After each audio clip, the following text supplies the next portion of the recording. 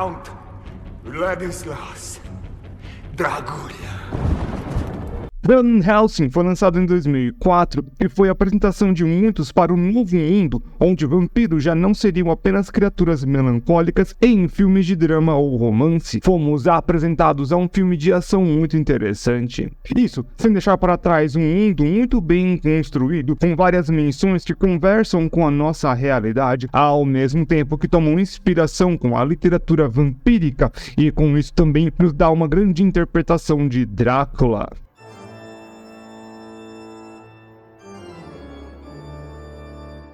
Olá, imortais! Bem-vindos ao canal sobre vampiros e outras criaturas. Hoje, antes de termos nossos planos estragados por um antigo inimigo que já foi nosso amigo, gostaria de pedir a todos que deixassem o like, se inscrever, ativar o sininho da igreja e se puder se tornar membro para apoiar diretamente o canal e também deixar um valeu e me falar o quanto você gosta deste filme. Nascido em 1422 em uma família nobre durante uma época conturbada devido às guerras contra os otomanos, e ele fazia parte da Ordem Sagrada, a mesma que seu arqui-inimigo também seria parte, só que nesta época um grande amigo, e também neste tempo ainda era conhecido como Gabriel, ou como ele chama, o Gabriel. O Gabriel. Devido a um amor proibido, a sua amada foi exilada e depois faleceu, ainda que de forma acidental, o que causou Drácula a procurar por magias ocultas para tentar trazer ela de volta. E assim, o seu antigo amigo Gabriel teve que pôr um fim na sua vida, seguindo as ordens do Secto, e ainda ficaria com seu anel por mais de 400 anos. Este Gabriel seria o arcanjo que se tornou humano, ou algo parecido com isso, e ainda seguia as ordens de Deus diretamente, principalmente em um tanto mais feias, e por isso ganhou o título de mão esquerda de Deus. Se quiser um vídeo falando somente sobre Van Helsing e essas interpretações, ou uma linha do tempo completa sobre os dois, me põe aqui nos comentários que eu faço.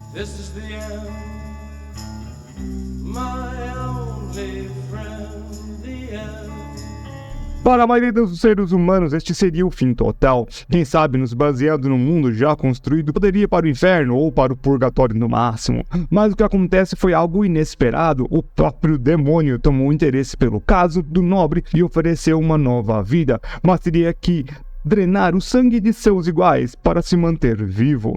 Drácula obviamente aceita o trato e renasce como um vampiro, quem sabe o primeiro do seu tipo, e uma nova ameaça para todos os mortais em todo o mundo. Geralmente, quando falamos desse tipo de história, de trato com um capiroto, ele não precisa de grandes razões para fazer o que faz. Porém, aqui temos um bom motivo, pois traz à tona um erro ou algo sinistro feito por um mensageiro direto de Deus. E também Drácula seria um dia de uma ordem sagrada que protegeria o cristianismo. Então é meio que um tapa direto no todo o negócio. Com essa transformação em um ser da noite e as novas necessidades que isso vem em conjunto, toda a família dele não aceitou nem um pouco bem o acontecido.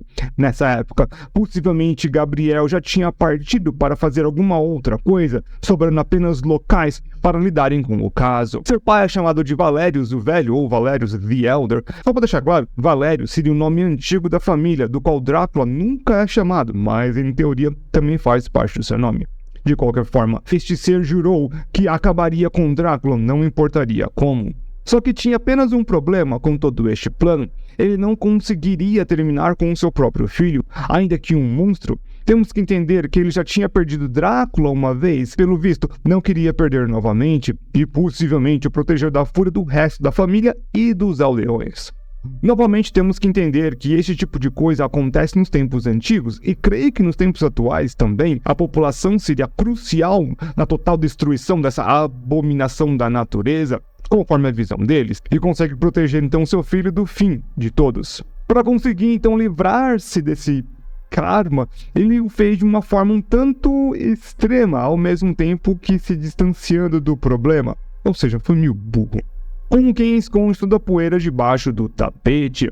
Ele consegue exilar Drácula para o meio do nada, um local congelado onde nada poderia sobreviver, e assim nenhuma vítima seria feita e possivelmente o conde definharia de fome. O problema é que já tinha jurado a Deus que terminaria com isso, e devido a este fato, nenhum de seus descendentes poderiam entrar no paraíso antes da missão ser cumprida. Esse feito de colocar Drácula no inferno gelado foi possivelmente feito através de um espelho mágico, que é uma viagem apenas de ida para este local. Tem duas coisas que não ficam muito claras aqui. Valerius tinha um conhecimento real da fraqueza do monstro, e como descobriu não fica claro. E tem algumas coisas que eu quero falar mais sobre essa alergia a lobisomens que o Drácula tem, teoricamente. Pois eu acho que tem um tanto mais do que todo mundo acha, e isso fica explícito no filme. E com isso, não temos nenhum relato sobre como foi a batalha, pois como veremos, Drácula neste universo é quase que invencível, se não for por aquele certo fato. Só que o importante é que conseguir colocar o Drácula nessa prisão aí não foi um feito fácil. Sem poder se alimentar e preso em um lugar onde não conseguiria mais viver e possivelmente iniciar sua vingança contra a humanidade e teoricamente o povo de Deus, pois a motivação é algo que faz um bom vilão, e neste caso temos algo poético. Drácula, quando confrontado sobre seus sentimentos por suas noivas, ele clama que não sente nada, principalmente amor, e foi por amor que todo este caso começou. E diria ainda mais, seria a continuação dele, deixar o seu legado em forma de um filhas, algo que ele busca de forma incansável. E o acordo com o diabo deixou morto e agora estaria assim como causar um problema para o resto do mundo. E, em um movimento que poucos poderiam prever, o diabo deu a Drácula asas e ainda mais uma outra forma de batalha muito mais poderosa, e por isso algumas vezes essa forma de batalha dele é citada como Hell Beast Form, ou forma da besta infernal. Com essa nova habilidade, ele ganharia acesso a todo mundo devido à habilidade de voo, mas sempre preferiu atacar e viver nas áreas onde nasceu, montando ou tomando vários castelos em várias áreas. Ainda que acredite que ele tenha feito a construção no meio do gelo, talvez com outros vampiros e a mão de obra forçada daquelas criaturas pequenininhas que ele tem. Vou explicar mais sobre elas depois. E agora, com seu novo poder, começa o seu reino de terror. Do fim da sua mortalidade, em 1462 até 1888, Vlad Tepes se defende dos ataques de sua família e aos poucos vai afinando seus números, ao mesmo tempo que monta os seus e espalha sua grande sombra sobre todo o seu território.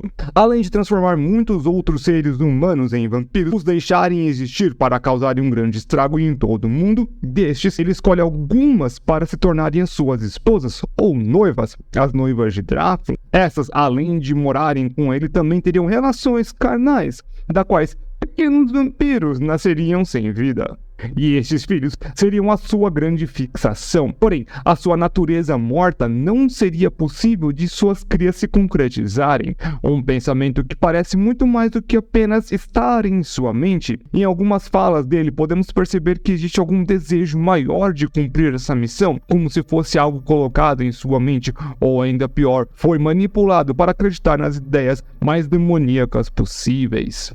Faz máquinas complicadas para conseguir usar a energia vital de criaturas e as transferir para seus filhos. O filme e as mídias inspiradas realmente fazem uso dessa tecnologia antiquada, um steampunk vitoriano, já com uma eletricidade, um estilo muito interessante e legal se bem utilizado. Durante todo este tempo agindo, ele não é discreto, ainda que tenha em sua mente algo grandioso, não demonstrava qual seria o seu plano final. Eu realmente acredito que gostaria de tomar parte do mundo, ou pelo menos tornar essa terra uma utopia para vampiros, principalmente para seus filhos, indo contra a mão de Deus. Por isso, a sua presença é percebida principalmente pela necessidade de se alimentar e de conseguir matéria para suas construções e invenções. Logo, muito sobre o ser sobrenatural é altamente sabido, principalmente entre os estudiosos, como suas fraquezas, a sua linhagem e até mesmo a origem de seus poderes.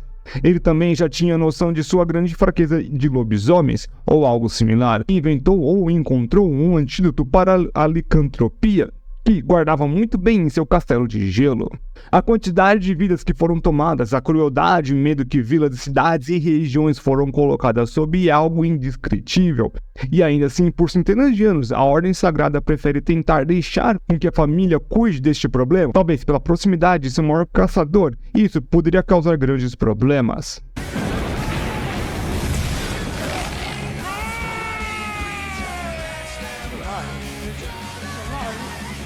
It's alive! Um ano antes dos acontecimentos no filme, Drácula consegue finalizar o seu plano com o Dr. Frankenstein. Só para deixar claro, Frankenstein é o nome do doutor, isso na maioria das versões e também nas clássicas. Mas por pura simplificação e por muitos momentos eu posso reduzir de monstro de Frankenstein para apenas Frankenstein. Não precisa ficar me corrigindo, tá bom? No ano de 1987, Drácula finaliza o projeto com Frankenstein para conseguir juntar várias peças de corpos e com um tanto de ciência, e acredito que também um tanto de magia, trazem esse quebra-cabeça à vida, fazendo então algo que nunca poderia se pensar antes. É uma técnica insana, até para os dias de hoje. Quanto tempo e pesquisa foi dedicado a toda a ideia, não é claro. Ainda que pense que não pode ter sido algo simples, que o bom doutor precisou dos recursos e força de trabalho do Conde para concluir seu projeto de vida. E por incrível que pareça, fica surpresa quando Drácula tenta usar a sua criação para seus próprios fins malignos. A ideia de usar um monstro para o vampiro era simples. Na mente dele, precisava da energia vital para ser passada para seus filhos vampiros. Só que essa energia precisava ser grande o suficiente, ou quem sabe mágica em essência. Para mim teria que ser uma combinação de ambos e também não poderia ser comum, pois tem que se utilizar de grandes humanos, lobisomens e um monstro. Para a tristeza de Drácula, o doutor e o monstro caem em um abismo de fogo e são dados como destruídos. Possivelmente deve ter feito buscas, mas sem nenhum sucesso, tendo em vista que o monstro sabia de seu destino e que precisava se esconder dos vampiros. Mesmo sem o plano de usar Frankenstein para fazer as suas crias, ele conseguiu algum progresso para se tornar mais livre no mundo. Os seus inimigos familiares estavam em apenas 3. Um deles estava sendo utilizado em seus experimentos. Vulcan e Anna seriam os últimos da linha desta família e pouco tinham apoio local ou recursos necessários para fazer um combate direto contra Drácula, tendo que caçar seus lobisomens e ficando em um papel muito mais de contenção em pequena escala do que qualquer outra coisa. A situação ficaria ainda pior quando Vulcan, o irmão mais velho, seria mordido e infectado por um lobisomem, e que ele ficaria depois de algum tempo sob o controle do Conde. Um de seus grandes poderes, que seria uma reimaginação dos clássicos, mas vou falar mais sobre os poderes depois. Porém, sem o seu conhecimento, a Ordem mandaria o seu antigo amigo e agora inimigo, Gabriel, atualmente atendendo por nome de Van Helsing, e logo em sua chegada, ele derrota para todo sempre uma de suas noivas. Logo depois do fim de uma de suas noivas, ele quer tentar novamente trazer as suas crianças para o mundo dos vivos. Para isso, se utiliza de Vulcan como um lobisomem para tentar energizar a máquina, esperar que sua energia vital seja forte o suficiente. O plano inicialmente parece um sucesso e muitos pequenos vampiros saem de seus casulos de carne para a liberdade. Porém, nesse dia, ele também se reencontraria com um antigo amigo e agora inimigo, Van Helsing, que parecia ter perdido a sua memória, e eles têm um breve embate. As suas crias não se sustentam e acabam por falecer, e Van Helsing foge para organizar melhor os seus planos. Um monstro é encontrado por ele em uma armadilha, perde mais uma noiva. É quando um de seus lobisomens consegue capturar Anna e, usando outra de suas noivas, faz o acordo para fazer a troca da moça pelo monstro. Claramente que um tenta atrair o outro, mas Drácula sai por cima por ter agora um monstro e deixar Van Helsing longe de tudo, ainda que tenha perdido Anna, que ele via como uma possível noiva. Isso acontece no baile que ele dá para um bando de vampiros, que tem uma cena bem icônica dele gritando Van Helsing.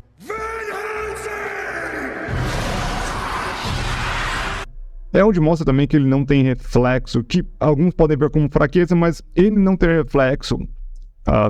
E também algumas coisas que ele faz quando ele grita, os raios das máquinas ficam todos alvoroçados, algumas coisas as pessoas colocam como poderes. Eu sempre acho que são coisas que, por ser um ser sobrenatural, o mundo interage com por ele ser sobrenatural, o mundo reage a essa energia toda, e então acaba por fazer esse tipo de coisa. Então eu não acho que seja um poder e sim uma reação do mundo ao ser Drácula. Mas isso aí não quer dizer que seja útil para ele, vamos colocar assim.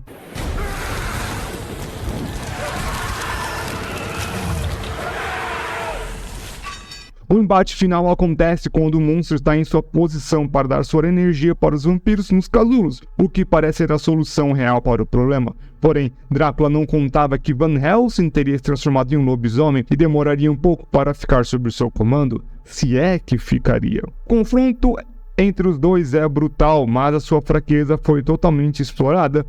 E mais de 4 séculos de terror acabaram, assim como todos os vampiros que ele já tinha transformado. Ou tinha feito do modo mais...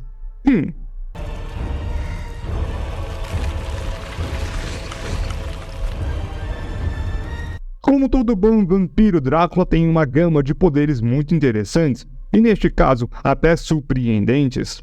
Sentidos aprimorados, sendo uma audição, conseguindo ouvir os batimentos cardíacos, visão infravermelha que pode ver a assinatura de calor do corpo. Tudo bem que demonstra isso a uma noiva dele, mas eu tô achando que todo poder, eu tô supondo que todo poder que as noivas deles têm, ele também teria em sua forma maior. Fisionomia super-humana, força e destreza muito acima do que seria comum para um ser humano, principalmente sua força. O meio de resistência é outro papo.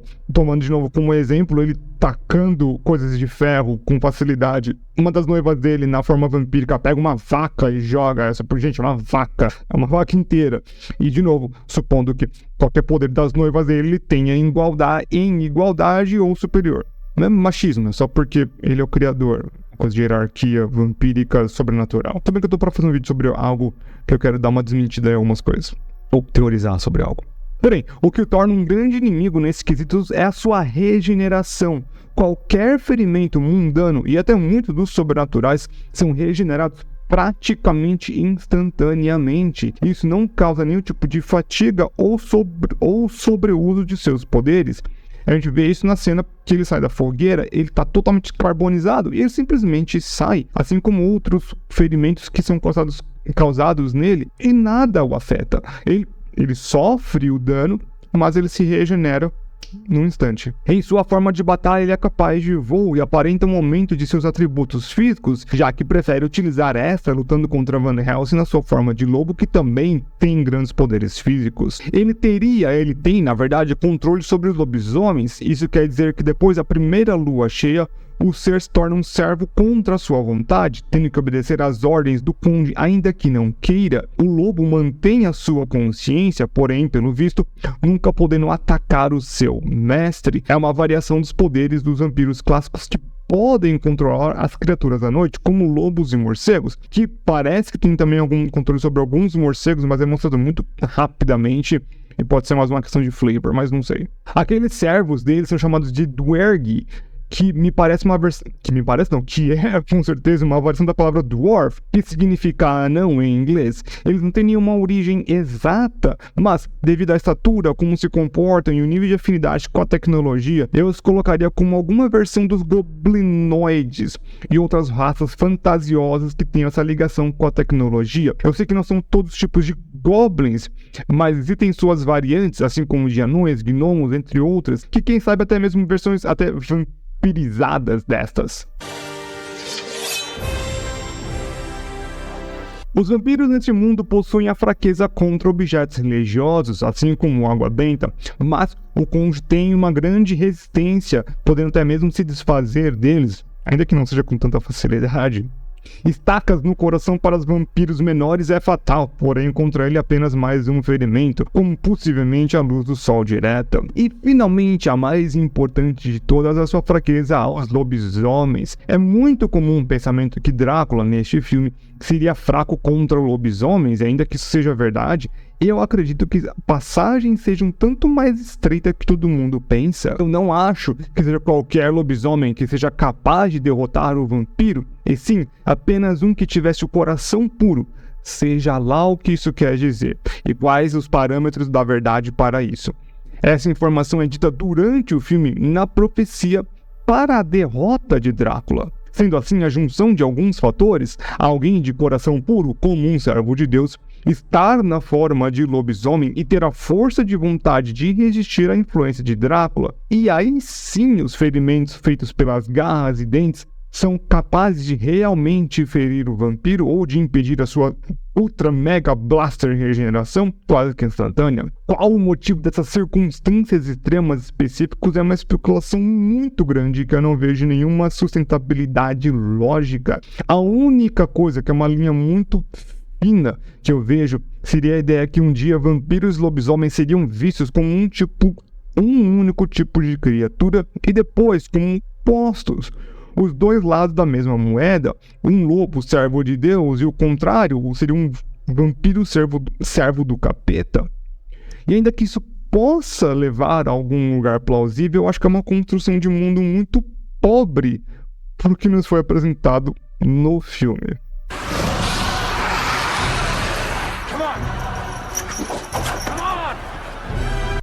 Mais um vídeo aí sobre Drácula, o Vlad Tepes Draculia. O canal tá virando sobre Anjos da Noite e sobre Drácula, mas eu acho legal porque eu gosto bastante da temática do Drácula, outras coisas, também é parte do vampirismo como um todo. Minha câmera ficou aqui, mas ela vai ficar porque aqui ao final é onde as pessoas realmente que gostam do canal assistem só pra, sei lá, pra ver. Agradeço todo mundo de coração. Muitos inscritos, bateu 1.100, sei lá, caramba, 4. Tá muito legal, muito bacana. Obrigado demais a todo mundo. Só quero deixar claro que quando eu tava fazendo esse vídeo, eu percebi que tem o Van Helsing foi lançado em 2004 e o Drácula Untold em 2014. Os dois têm a temática do vampiro sendo feito pelo capeta, tem a temática do Drácula sendo um herói. Assim, depois no jogo vai ter uma coisa. Aquela toda a história que eu falei dele ser parte da ordem, se apaixonar por uma mulher, não tá no filme. Tá no jogo do Van Helsing, que foi lançado em 2005 por PlayStation 2. E inclui aquela informação lá porque faz parte da continuidade, talvez teórica. Eu coloquei porque não afeta o negócio em si, ou seja, ele tem uma boa gama de conseguir se entrelaçar, ele não bate de frente. Então eu acho que fez sentido colocar aquilo ali. E depois não tem muita mais informação nova que a gente vai ter. Sobre o Van Helsing já é outros 500. Então, de novo, quer um vídeo sobre o Van Helsing? Me deixa aí nos comentários. Agradeço de coração todo mundo de novo. Deixa aquele like, comentário, se inscreve no canal, seja membro para apoiar diretamente o canal, por favor. E vejo todo mundo então aí na próxima.